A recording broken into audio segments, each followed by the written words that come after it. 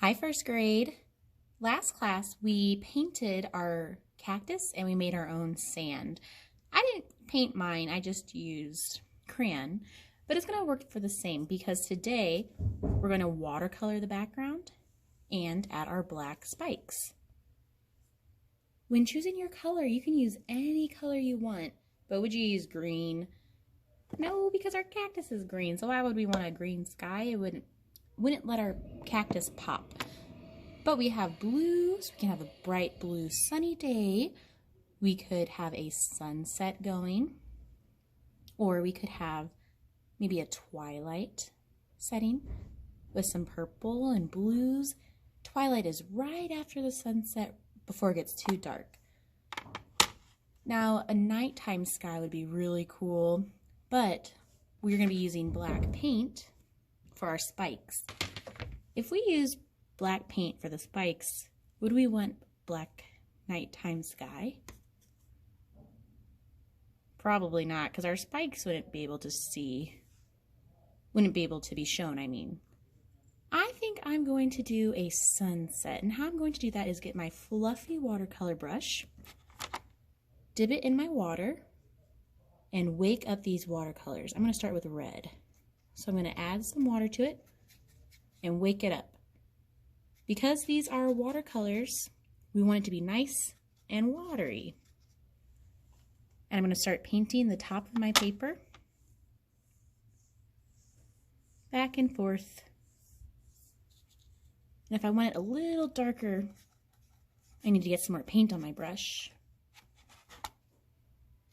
I don't want to squish it in there and have crazy hair watercolor brushes. I'm just going to go back and forth, pick up some paint, and start painting on my paper. See how it's darker? I grabbed more paint and just a little less water. But I don't want the whole sky to be red. I want it to be a sunset. So I'm going to clean out my brush, rub it on the bottom.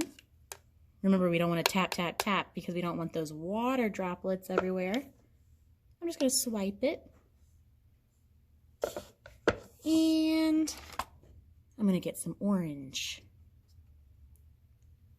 Add a little water to it. Make it nice and watercolory.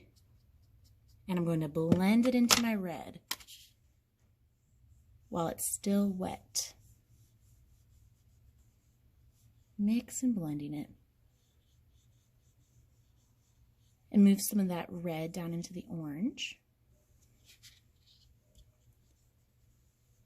Make sure no white's showing. And blend it down. Add a little more water. And blend it down. I think I'm going to end with yellow, a nice sunset color. Clean out my brush.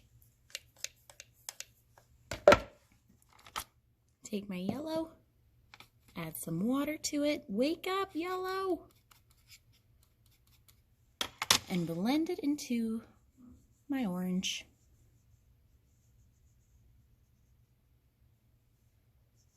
Going around my cactus. That's how it's looking so far. I kind of like this little area. It looks like the moon coming up, so I'm going to leave that alone.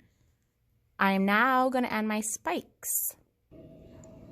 I want to make sure that my paper is not too wet like this before I do my black spikes, because look at what happens.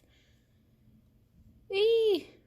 The water in the black paint wants to travel with the other water. So, before you do your spikes, let's make sure your paper is not real wet. But luckily, it dries pretty fast. And once you're happy with it, you're going to take your cardboard. I have a little baby one because my paper is really small. But you'll have a normal size cardboard on the back counter in the red basket. You're going to take your black paint, and using the smaller side, you're going to dip it. And we are printing right on our cactus. to make those spikes, pointy spikes. Whenever it starts to run out, I'm going to re-dip it. And like a stamp, I'm going to start printing right on my paper. Look at all those spikes. Don't forget to do any cactus you have on the sides. When you're all done and there are no white spaces shown, you have all your little spikes, go ahead and put it on the drying rack. Good job. Can't wait to see these.